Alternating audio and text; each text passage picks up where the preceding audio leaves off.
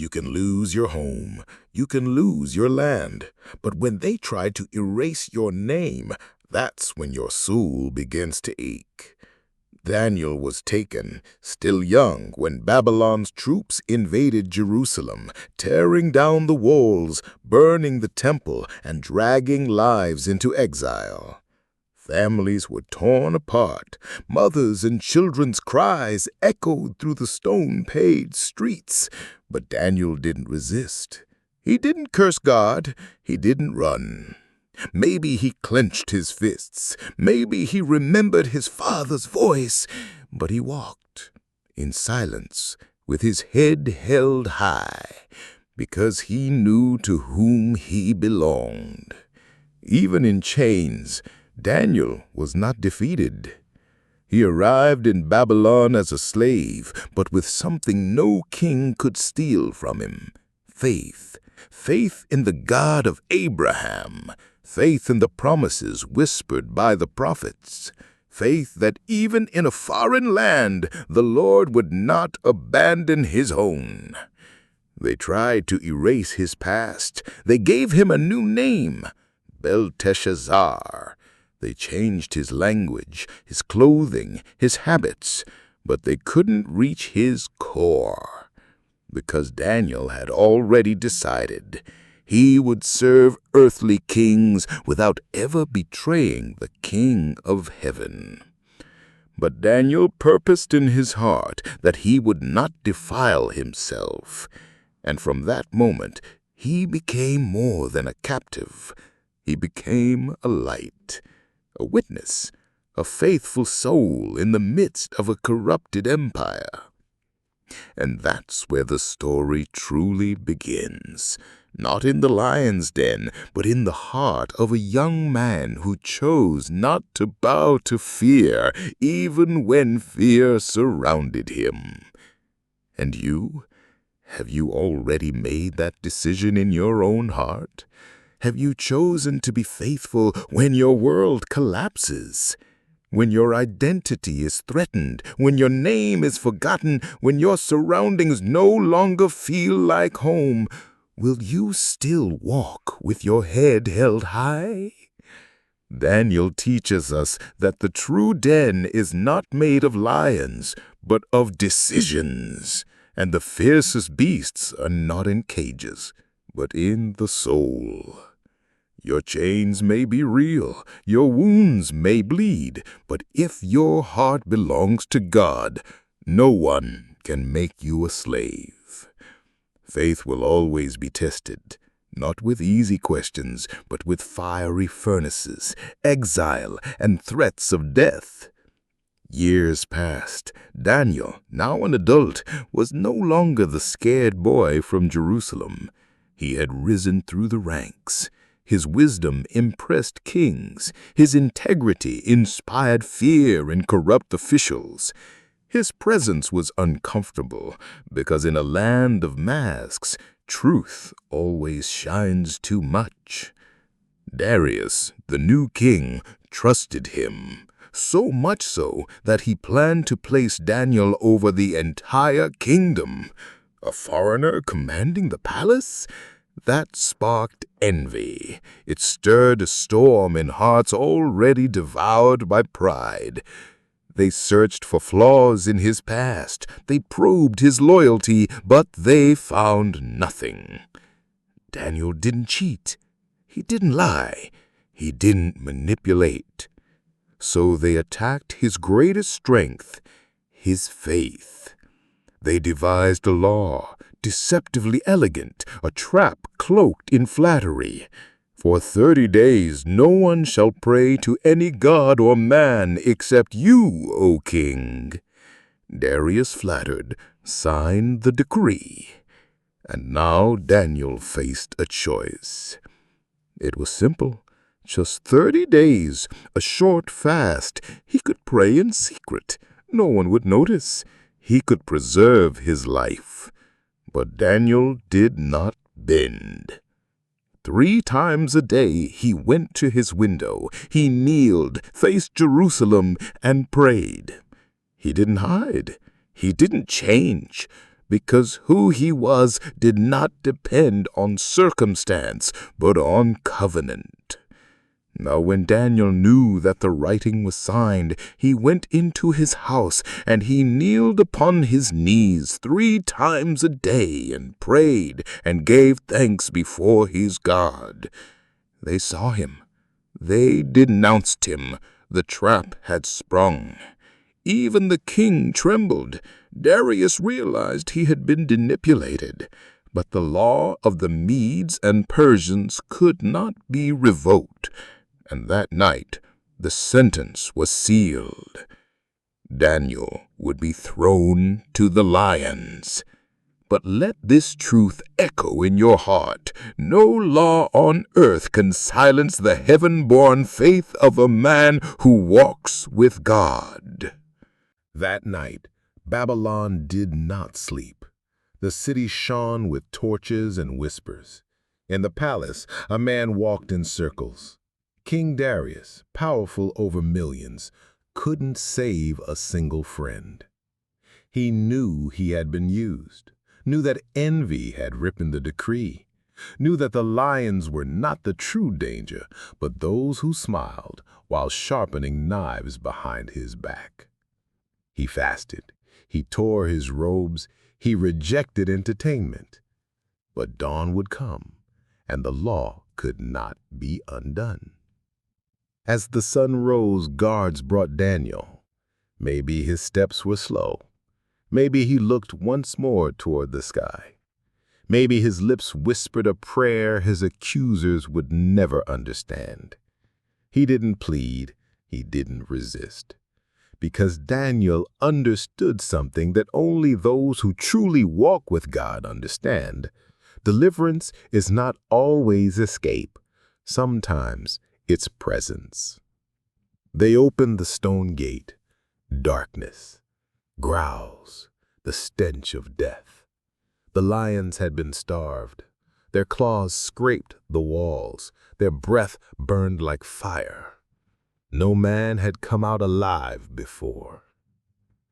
Darius looked into Daniel's eyes one last time. Your God, whom you serve continually, he will deliver you.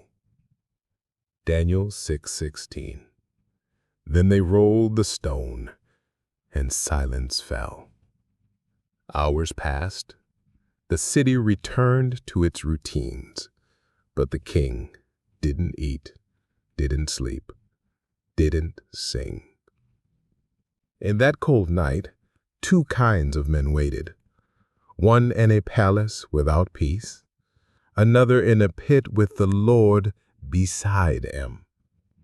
Because sometimes the safest place is the most dangerous looking one when God is there. Maybe you felt thrown into your own den, betrayed, trapped. But know this, when you are faithful, the same God who shuts lions' mouths watches over your soul. No stone, no law, no enemy can stop his hand. If you've made a covenant with heaven, even in darkness, you are never alone. The night dragged on. In the royal chamber, candles flickered. Darius stared into nothing, haunted by silence. The palace musicians waited. The food went cold, but he didn't touch a thing. Every tick of time felt like a blow to the chest. At dawn, before the first rooster crowed, Darius rose. No guards, no advisors, no ceremonial robes. He ran. Yes, the king ran. Through marbled corridors, down ancient stairs, past confused sentries. He rushed to the place where hope seemed buried beneath stone, and when he reached the lion's den, he called, not with royal command, but with trembling desperation. O Daniel, servant of the living God, has your God, whom you serve continually, been able to deliver you from the lions?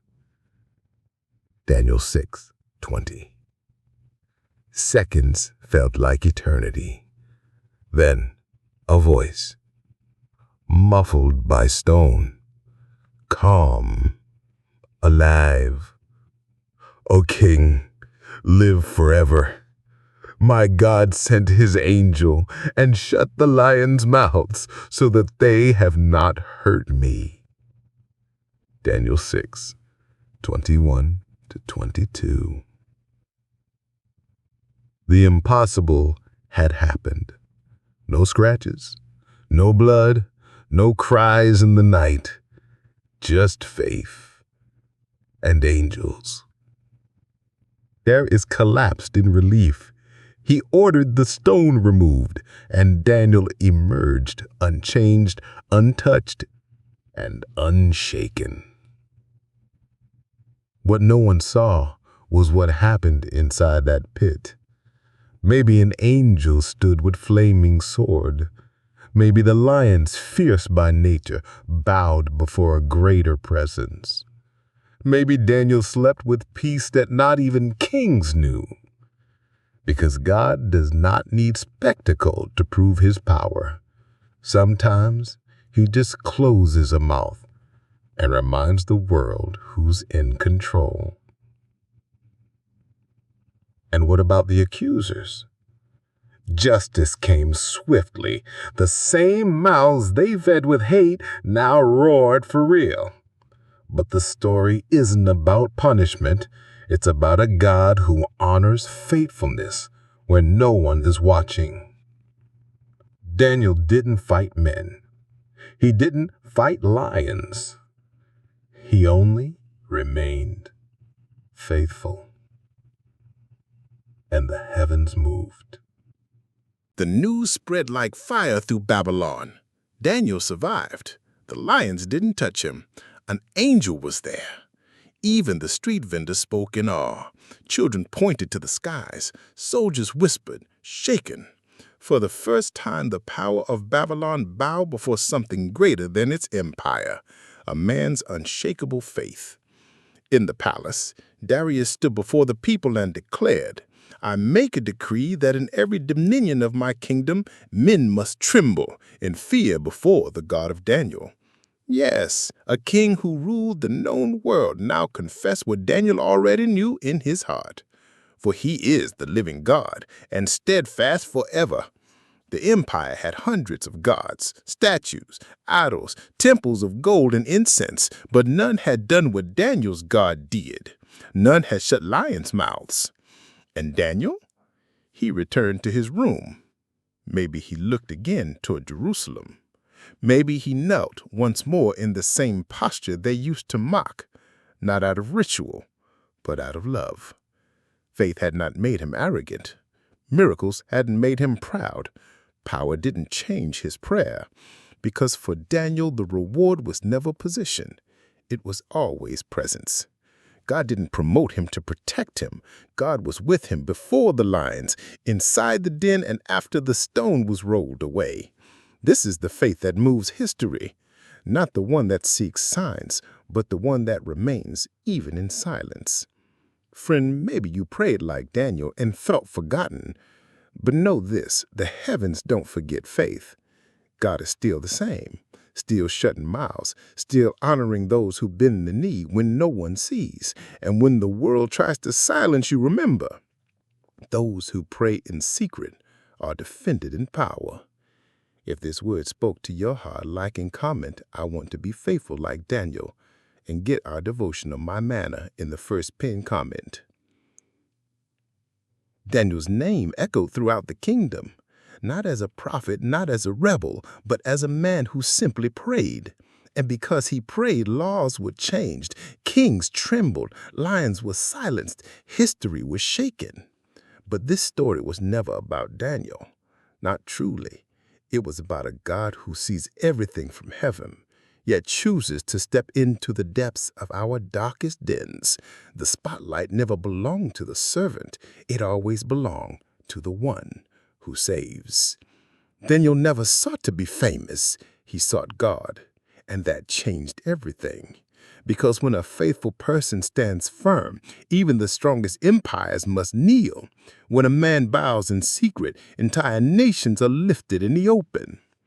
Time passed. The years went by. Thrones changed hands. Darius was replaced. The system shifted. But Daniel remained. He didn't remain in power. He remained in posture. Maybe now his back was bent from age. Maybe he walked more slowly through the corridors, but his eyes were still fixed on the invisible throne. He lived through wars, through betrayals, through jealousy and lies, through roaring beasts and burning pride, but he never stopped praying. Not because life became easier, but because God never changed. The lion's den wasn't the end of his story. It was the opening chapter of a greater testimony. Since that day, people looked at Daniel differently. Even those who once hated him could not deny. Something had shifted. There was a glow in him, a peace, a fire that didn't burn but refined. Maybe the new king noticed it too. Maybe in the silence of the palace, he wondered, what kind of man walks out of a pit of lions and still bows before someone greater? And maybe you're wondering too. How do you keep going when everything roars against you? The answer isn't strength. It's surrender. You don't need to shout louder than your fears. You don't need to fix every broken piece. You need to pray. You need to bow. You need to trust that angels still move in silence, because they do. And your story, like Daniel's, isn't over yet. They thought they had buried him. When Daniel was lowered into that den, the nobles, the satraps, and the men of envy felt victorious. After all, the lions would do the work their cowardice could not. There would be no blood on their hands, only on the teeth of the beasts. But dawn always exposes the cowardly. The next day, when the stone was rolled away and Daniel was found alive, something shifted in the empire's air. Whispers ran through the halls. Fear changed sides. The conspirators' eyes now lowered before the man they once mocked. Because when God saves, no one remains neutral. The same pit that was meant to destroy Daniel became the grave of those who plotted evil. The king ordered their punishment, not just them, but their families too, in a decree that may shock us, but that, in that era, was a symbol of justice. They were thrown into the same den, but the lions did not wait.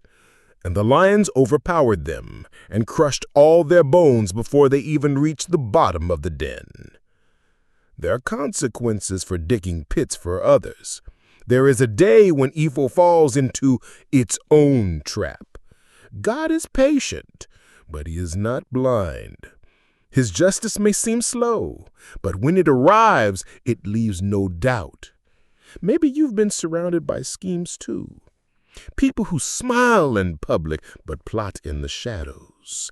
People who seem to climb through dishonesty while your faith only seems to cost more. Don't give up.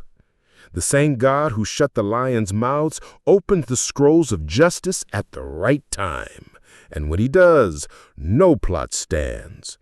Your job is not to fight them. Your role is to remain faithful. Daniel didn't accuse anyone. He didn't defend himself. He didn't even curse his accusers. He just prayed. And in the silence of the night, heaven fought for him. And it still fights for you. No word spoken in prayer ever disappears.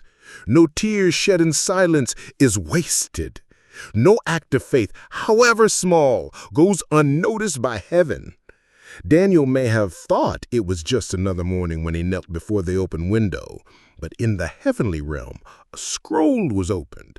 Names were being written, decisions were being recorded, and above all, justice was being established, because God never forgets.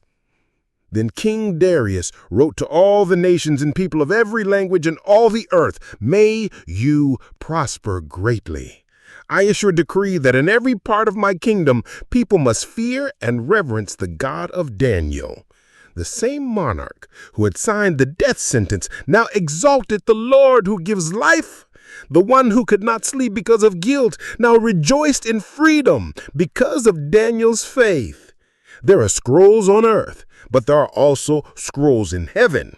Darius wrote with ink, but God wrote with glory. That day, the name of the Most High was proclaimed in every language of the known world. People who never set foot in Jerusalem heard about the God who shuts the mouths of beasts. Soldiers, merchants, servants, governors, all of them heard the story. And Daniel? He didn't celebrate. He didn't ask for reward. He didn't even demand reparation for the injustice he suffered. He simply remained who he always was. He returned to his room, opened the same window towards Jerusalem, and prayed. There is something powerful about those who stay the same in the valley and on the mountaintop. Daniel didn't serve God because of applause. He didn't fear him because of punishment. He walked with him because he knew him. He had met the God of his ancestors, the one who walked with Abraham, the one who wrestled with Jacob, the one who heard Joseph in the prison, the one who opened the sea for Moses, the one who fed the people in the desert. That same God now walked with Daniel through exile, through palaces, through threats and dens of irons, and he still walks with you. Maybe you've never seen a lion, but you know what it's like to feel surrounded, to be thrown in the places you didn't deserve, to cry out to a God who seems silent, and to wait for dawn. Don't be afraid. Your story is not over. Your den is not your end. There is a scroll in heaven with your name on it. And when God writes a chapter, no one can erase it. You don't need to be perfect. You don't need to have answers. You just need to remain faithful. Like Daniel. Because when the scrolls of earth are torn, the scrolls of heaven remain intact. And one day, what no one saw will be revealed. What you sowed in silence will be harvested in joy. And what you lived on your knees will echo through eternity. No roar was heard from the lions. No voice was raised from Daniel. But heaven was not silent. God's response is not always in thunder. Sometimes it comes in stillness. In that den, Daniel saw no angels, but maybe he felt a presence so deep it pierced his soul. The greatest miracles are not always visible. They are lived. They are breathed. They settle in the chest and change the way you walked from that day on. Daniel came out of the den different. Not because he was unharmed, but because he had seen God's protection at its most intimate. So Daniel prospered during the reign of Darius and the reign of Cyrus the Persian. Those who were once enemies bowed before him. Those who doubted became witnesses, and those who waited for his end now watched his rise. But Daniel didn't change. He didn't use the miracle for fame. He didn't demand revenge. He didn't lecture anyone. He simply continued living with the same humility and faith that brought him there. That's what God seeks. Hearts that are not moved by applause, nor destroyed by persecution. Souls that remain standing even after surviving a den of injustice? Because the den was never the end. It was the beginning of a greater revelation. Daniel didn't need to scream. He didn't need to explain himself. His life became the message. His scars became the testimony, and his silence, filled with the fire of God's Spirit, became the trumpet that echoed across generations. You may be in a silent moment too, misunderstood, rejected, forgotten, waiting for the roar, waiting for the miracle. But know this, silence is not abandonment. Delay is not denial. God is working behind what you cannot see. And just as He lifted Daniel, He will lift you. Not so you'll be applauded, but so that He may be glorified. The true miracle is not surviving lions. The true miracle is being transformed in the process. The lions went silent. The enemies were silenced, but the voice of God echoed through the empire. King Darius, a pagan ruler, was the first to recognize there was a God above all kings, not one of stone or tradition, but a living God, a God who rescues, saves, and answers the faith of one man in the darkness. I issue a decree that in every part of my kingdom people must fear and reverence the God of Daniel, for He is the living God, and He endures forever. Daniel 6:26. Daniel didn't preach a sermon. He didn't build a temple. He didn't win with swords or debates. He simply remained faithful. And that faith moved kings, turned decrees, and reached future generations.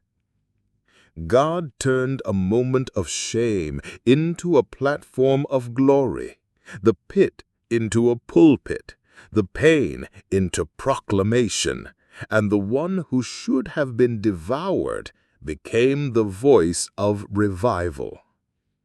Sometimes, God doesn't remove you from the trial, because the trial is the place where He chooses to reveal Himself. Your faith, when tested, becomes light. Your tears, when surrendered, become testimony. Your story, when offered to heaven, becomes a weapon in God's hands. What if your deepest pain becomes someone else's hope? What if your din is the stage where God will demonstrate His glory? Like Daniel, you may feel surrounded by injustice, forgotten by the powerful, condemned by false laws, but God is above every law. He sees what happens in the night. He hears what others do not, and He acts when everyone thinks it's over. Today, your den may be filled with silence, but tomorrow your story will echo in the ears of those who need to believe again. Let them mock you, let them doubt you, let them seal the pit, because God never loses sight of those who trust in Him.